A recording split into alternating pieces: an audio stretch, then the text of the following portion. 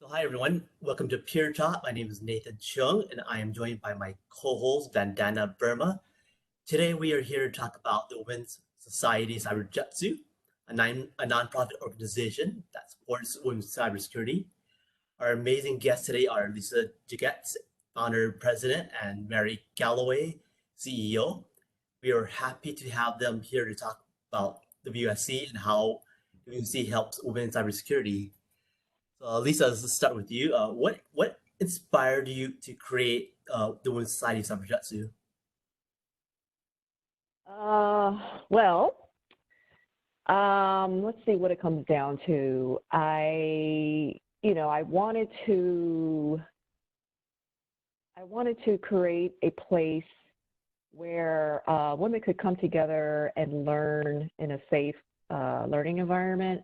Being in many cases the only woman in a boot camp, for example, it has its pros and cons. And I just, dealing with different types of situations, I felt that if I could create a place where women felt comfortable learning, that would be one of the reasons. And the other reason was, and it's almost a selfish reason, I wanted to be among and kind of geek out with like-minded women. No offense to the guys, I love my guys, but sometimes you want to, hang with the girls and so again, back to being more comfortable in that kind of environment. So that was really the main reason. And just to, I felt there were other women out there like me that wanted to learn, these more technical aspects. And I was right because, we started the organization and, we haven't looked back. So yeah, that's the main reason. That's incredible. So, the next question: what makes WSC different compared to other organizations that support women? Good question, because I find that a lot of the women's orgs out there have a common mission or goal, which is to help women get the skills needed and get in the workforce and succeed in the workforce. One of our main differences, I would say, is, we try to have that family vibe, if you will, or I think we're definitely a community platform. So we wanted to bring that family vibe, you could call it friends if you want to. Like, everybody knows each other. We're all positive, outlooking folks here. So yeah, and then also I think a big differentiator is, I think our niche is really providing the hands-on training. We want to provide folks with skills to get in the workforce or excel in the workforce, or just even exposing these different technical aspects. So I would say that's our main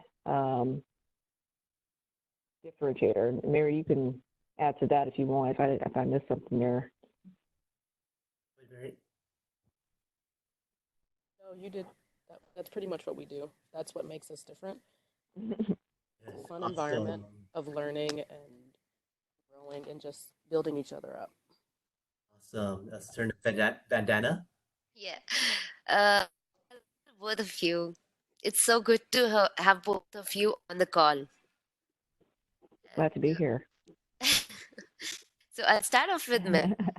Um, Mary, tell us about the work that WSC has done and its program to support women in cybersecurity. So we got our start in 2012 with doing a backtrack workshop. I actually looked at that the other day. The videos I was looking at was the backtrack video that Lisa did the first time, and I was like, "Oh wow, that was a long time Oh ago." my God. Yeah. But no, so I have to look at that. some of our flagship programs are do the hands-on workshops every month, or try to do them every month. Now we do them across the country, so they're in Las Vegas and SoCal, Atlanta coming up soon, Jacksonville, Florida. We also do this thing called LobbyCon, where we go to conferences and we get all the women together kind of just have that friendly vibe of not here by myself. There's other women that I can network with and maybe buddy system when I go to conferences. And it also allows those women that can't get to the conference or they didn't have the funds to participate in the conference to come and get.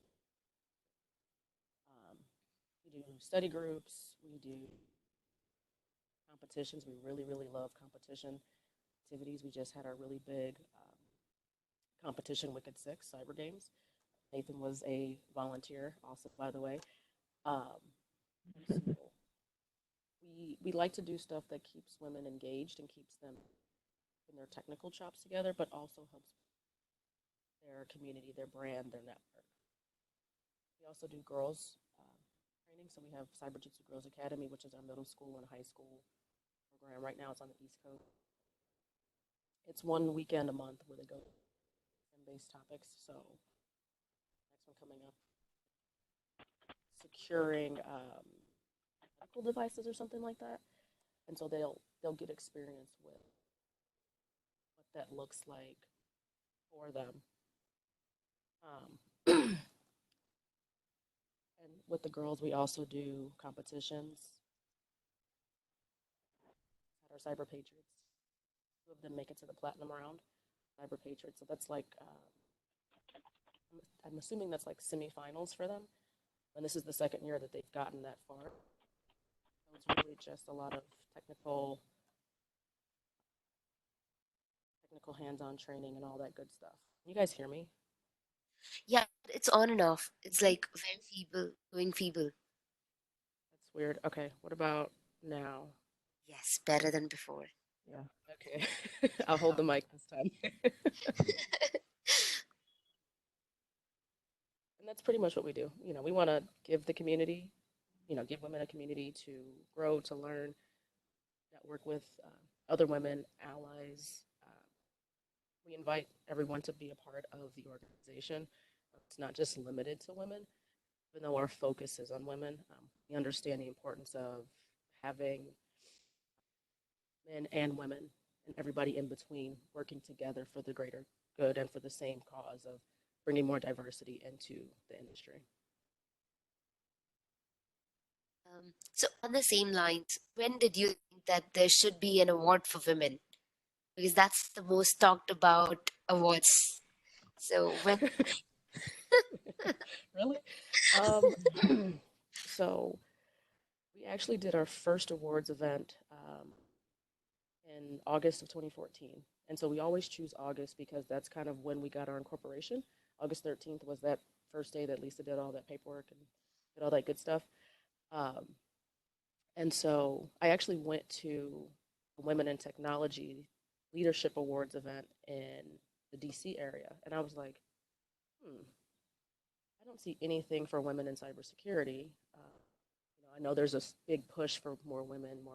I said, why don't we do the same thing for cybersecurity and recognize some of these women? So the first year we did it, it was people that we selected. So it was mostly just our volunteers.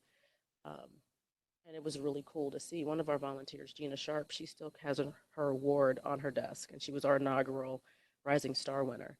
And she looks at that every day and she's like, yeah, I can do this. This is what I'm supposed to be doing. And so it was then that we decided this is something that's really important.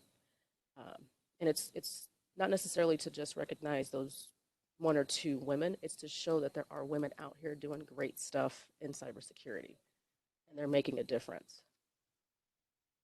totally with you on that. So what has been the greatest achievement WSC that you're most proud of? Wow, there's so many. That's a tough one. Um, I think one of the biggest ones is just putting faces to what it is that people are doing. There's a lot of unsung heroes out there. There's a lot of women and men that, a lot of great things behind the scenes, but don't get the recognition. Being able to provide a platform for that to happen, for people to see that they're doing great stuff and that there are others out there besides we see every day. That's That's one of our biggest things. The other is our Cyberjutsu Girls Academy. I think Lisa wanted to. She was like, I gotta have this. We gotta do this. We gotta get in at that young age, and that's been super successful. It's been expanding across the East Coast, and so that's another one of our major accomplishments. And then I think Wicked Six.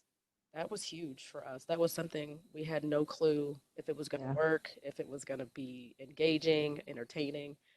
Um, and to see the teams that played and to see, you know, they really wanted to win. Like they were really into this stuff and they knew how to do a lot of the stuff they were, working on in Circadians. It was like, wow, this next generation coming up after us is where it's at because they're already engaged in this kind of activity and they're already at levels higher than some of the adults that are in the industry. So I think those are the three. I don't know, Lisa, do you have any that you're thinking? I mean, you touched on them. Yeah, I don't have. We've hit a lot of milestones, so it's like, gosh. I think also just increasing our membership numbers is a feat in itself, you know, which proves to us we're providing a decent service, if you will. That's wonderful. Now, with this, I'll pass it to Nathan. Thanks, Madana. Next question for Lisa. How do you measure the impact WSC has had on educating, inspiring, and supporting girls and young women in cybersecurity? Good question. So we right now we don't have any stats or any hardcore numbers for metrics. We're working on that now. But outside of that, we only have the members and the testimonials to go off of. And, by referrals from those folks, word gets out that, hey, WSC is something you want to be a part of, We get stories all the time about, just from attending a workshop or one of our soft skills workshops, for example, how much it helps them gain the confidence. It's really empowering if you ever attended one of our workshops to see, at the end, it's like, wow, and it's like, oh, there's other women here too. I was able to learn this, and it's just really a heartwarming feeling to see that the impact we're having on folks. So hopefully we can come up with some numbers to really show, hey, this person was able to get this job or this whatever from our, participating some of our events, certification study groups, what have you. So we know we're doing something, but yeah, we don't have the exact numbers to show for it right now. Wow, that's great. It's great, Lisa. Next question. Who are you most grateful to for supporting WSC? Oh, that's a loaded question. I always gotta shout out my husband because he's the one. When I came up with this idea, he kind of stood there with me and pushed me through. When I was like, I can't do this. I'm done with this. But outside of that, I have to give it to our members and our volunteers. Like we wouldn't be here otherwise. Gosh, like our initial team that kicked us off. Like we were hardcore. We got to do this. There's no ifs, ands, or buts. This is something we have to do. And I, like I said, like we would not be here without our core. So that our volunteers, our members, our team. But of course, we want to, always thank our sponsors and allies. That's a big part of our success too, So yeah. Definitely. That's awesome, Lisa. Next question. Where do you see WSC going in the next few years? Mary could probably answer that better because she's been driving our future here. We definitely want to make more partnerships though to increase our offerings. What else, Mary? Um, I think we want to get more mid to senior folks in too, right? Like we want to provide those types of workshops, get those folks back in. I think too, like Lisa said, we want the partnerships. With that, we want to be able to enhance our experience overall, whether that's through additional trainings, other platforms, those areas, leadership trainings. I know we have a lot of, they're not really entry level anymore, but they're not senior, and so we have to bridge that gap for them. So I foresee that happen. We also want to hopefully go international, officially go international. That's a feat in itself. But that's where we're trying to go because there's a need for hands-on. To do that, we have to partner with set girls that are already WSC over, and then just increasing our sure that we're hitting every level someone's career, entry level all the way up to advanced with hands-on training. It's one thing to go and sit in a lecture and talk to, but our participants to be able to engage and interact.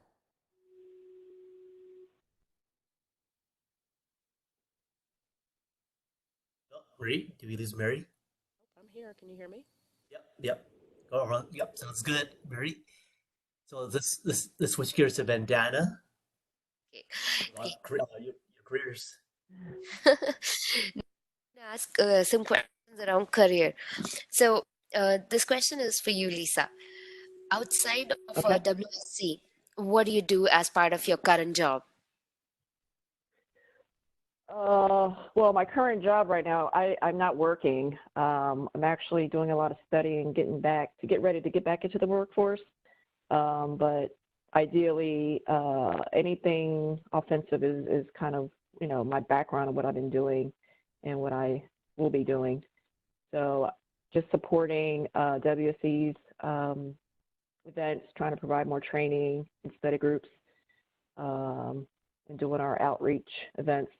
That's mostly what I've been busy with.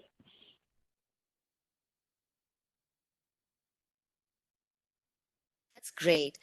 That you're actually working towards making it big. So, um, Yeah. yeah, and you talked about offensive. So, offensive security. So, what led you to a career in cybersecurity, and or what make you feel that yes, you're more inclined towards offensive security? Well, I've always wanted to be a hacker.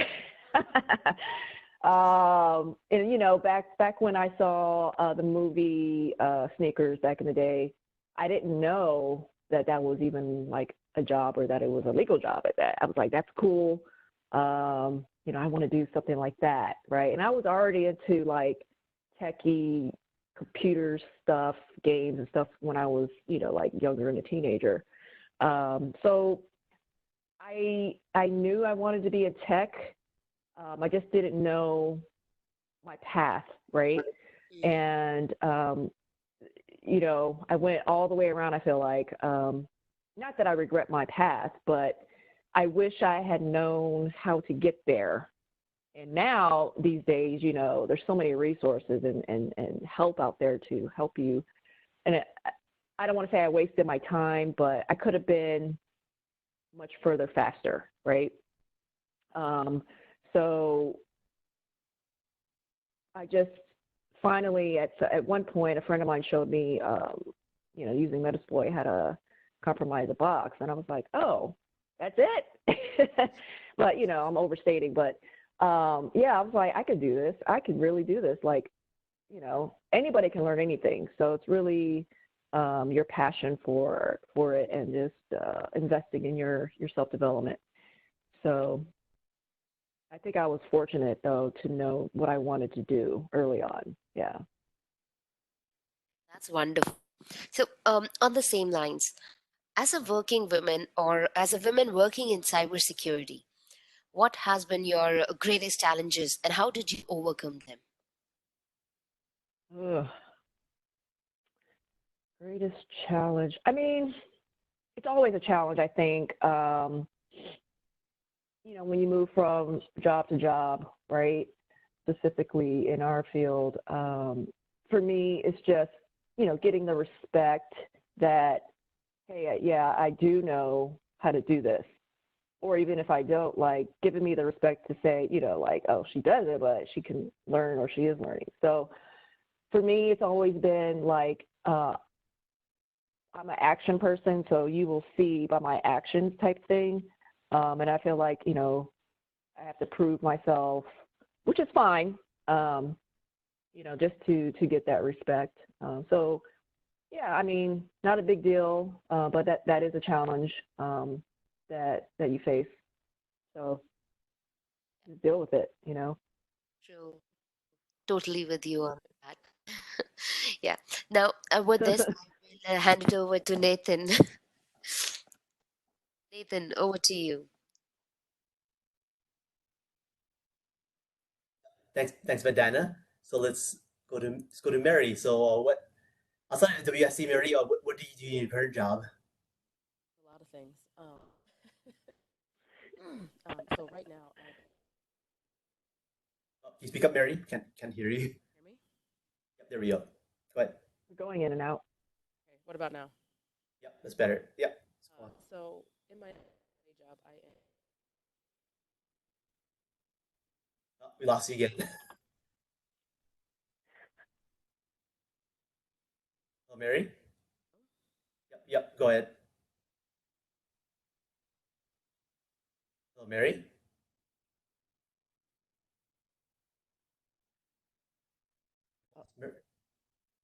Oh, Mary, you there?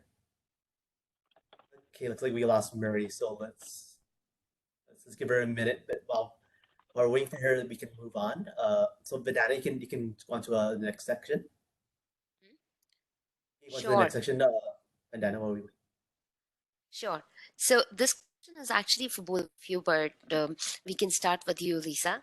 What barriers do you see for women in security or cybersecurity, and how can women overcome them? Because you have faced certain challenges and you've overcome all of them, be it a technical challenge, be it any other things around that you've seen. So Yeah, please go ahead. I think, yeah, I think that's one of the big, one of the barriers is what I mentioned is getting the respect from your peers, right? And outside of that, I mean, gosh, like I'll just pick one, like in hiring, right? Unconscious bias or, you know, just I guess the way folks are looking at you and your resume for qualifications of a position. I don't think they're in alignment, and I don't know if there's much we can do since we're not on that hiring, except to raise awareness that they're not realistic, you know, because it's very true. Like I know somebody that a colleague of mine who is a hiring manager, white guy, he told me, he didn't realize until somebody pointed out to him that he was hiring guys just like him, and he didn't even realize it. So, I think that's great that somebody made him aware of that. So I think that changed his way of interviewing folks, hiring folks. So I think that's one big thing is speaking up. You know, there are a lot of barriers. I mean, gosh, what else, Mary? Like,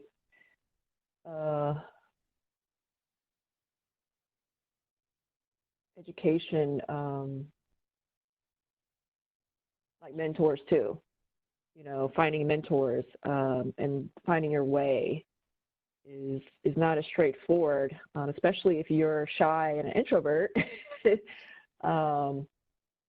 You don't necessarily feel like you have a way forward or the support, and that goes on both ends. The person's got to be able to speak up. But, if you're a college kid, versus you being a faculty or whatnot, it, may not be as easy for the student to say, hey, I need a mentor, or do they even know how to go about getting a mentor, So, there's a lot of barriers. You Yeah. just deal with it. What you said, Lisa, those are good ones. I thought I was talking, but I guess not. Yeah. The bro culture, that was a big one. How to deal with certain cultures at work. Many times still in our field, we're like one or two women in the team, So learning how to deal with that and maneuver that. And I want to make clear, I'm not like complaining. I'm just pointing out that these are things we have to deal with, and we do deal with them in different ways. So maybe at some point we won't have to talk about these things, Yeah. Can you guys hear me? Yes. Yeah, much better. Oh, okay. Okay, there we go. So I think another one is too, for women, we tend to take time off to raise families, to take care of kids, to take care of aging parents. And so when you take time off, trying to come back in is a barrier in itself. I can attest to that. It's a lot harder because people Trying are to like, get well, back in. why were you off for What so you many been months doing? or so many years? What have you been Yeah. doing? And they look at that as Yeah. a bad thing, when actually it's not necessarily a bad thing. You've learned different skills at that point, right? Different skills that translate into the workforce. You've learned patience. You've learned empathy. You've learned, how to delegate tasks to younger folks. You know what I'm saying? So that's another barrier that I don't think people really pay attention to, but it affects a lot of women. True. Yeah. Absolutely. Because you have to see there are few things which you can avoid. These are part and parcel of life, and you can never really Hmm. escape Yep. that. And it's so important. Yep. So, what do you think that men can do to help women grow in cybersecurity or in IT or in general? Look outside of themselves. They have to do a self-reflection, right? Say, hey, am I hiring folks that look like me? Am I hiring folks that think like me? Who do we have on our teams? What are we doing? Support women in these different roles, help them get a seat at the table, and help their voices be heard. Um, mentor. It's important to have men and women mentors. It's not just, I'm a woman, I need a woman mentor. It doesn't matter. I can get some great advice from white men, just like I can get great advice from black men or Asian men, just like I can get great advice from women. You know what I'm saying? So it doesn't really matter, but they be willing to be a mentor and be willing to listen. And I And want to add to that. I think for men to have a realization that, we talk about the equalization of men and women, but that is not totally true, especially in the workforce, because men through history have had more power. So a lot of that still stands, and there's more weight to what men say. So even the littlest thing could help a woman, get in or get the confidence or whatever it may be, just by saying, or including them in something, or giving the credit to a woman for something. That's a lot of what we see is just, and that I think it boils down to the essence of what a man is versus a woman. But again, back to the realization that we want it to be equal, but it's not. So help us out here,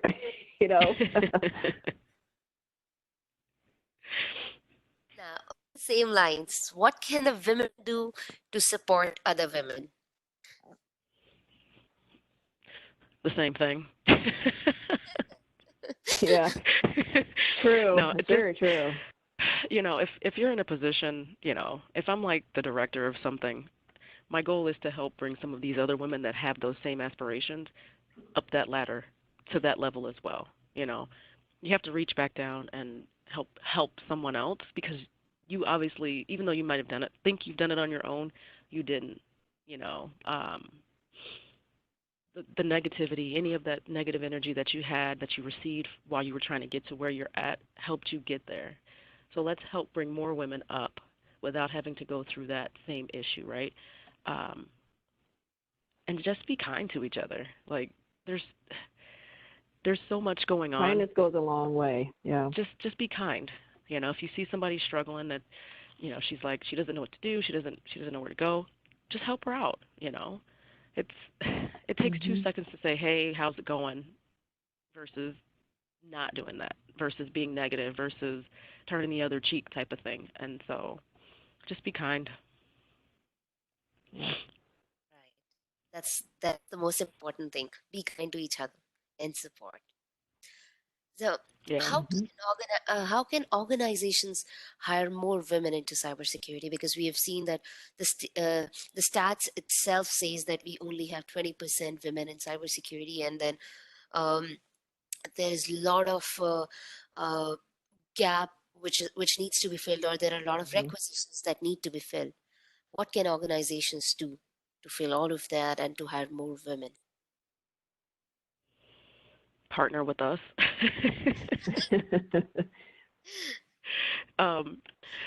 No, honestly, for me, I think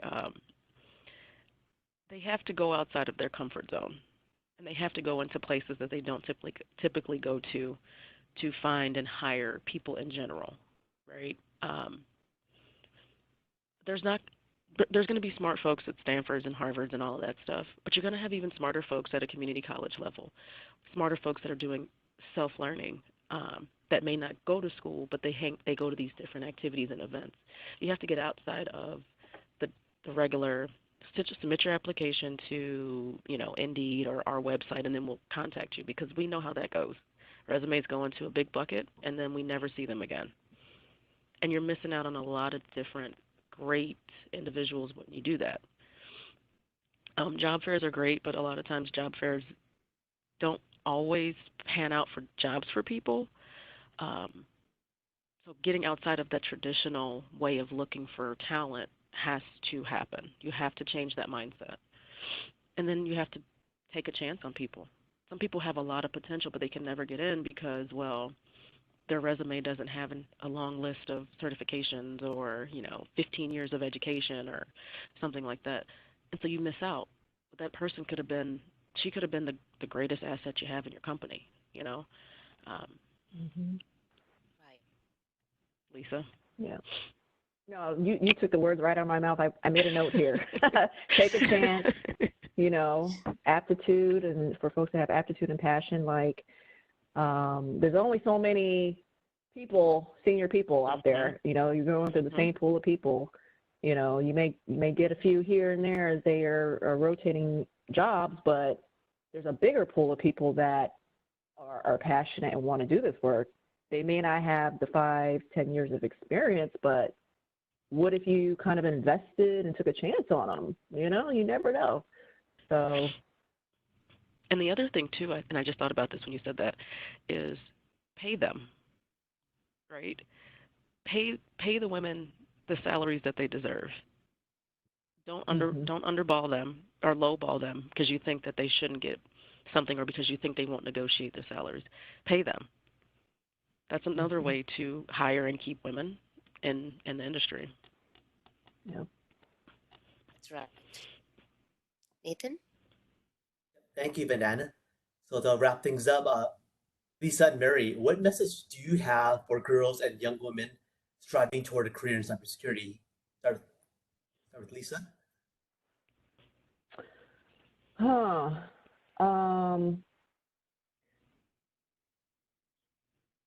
would say, and this is kind of what I always say. For me, I think networking is a big thing. Making connections, getting yourself out there, so people can realize that you are serious about being in this field, and try to have thicker skin, because there's a lot of BS out there, and you're not going to be able to get away from it. So find your way to deal with it. Yeah. Awesome. Yeah, thick skin is really important. How about you, Marie? So my thing is, don't be afraid of failure. Um, Oh, that's good. we're as women, we're trained to like be a perfectionist, um, and that's just not realistic. And for some people, it's really difficult to understand and grasp. So don't be afraid of failure. Think of failure as just one step closer to being successful, right? And then when you do fail at something, learn from that, implement what you've learned, and do better the next time. Um, I think failure is Yeah. so important. It it's you have to do it so that you can learn and grow and be better at it. And then just do it. Like a lot of folks are like, I'm scared. I don't know if I can, do this competition, or I don't know if I should apply for this. Just do it. Who cares? Yep. What's the worst that could happen, Yep. right? If you Right. never try, you never know what you're successful at or what you're good at. So Well said, Mary. So that concludes today's Pure Talk segment. Thanks to our amazing guests today, Marie and Lisa, for their time and insights. This Pure Talk is hosted by Thank you Peerless. for having us. Yep. And Bandana, do you have anything else to add? No, thank you so much. We've covered almost everything, and it was really, really a wonderful chat. Yeah. Yeah, thanks for having us. sorry about the connection issues.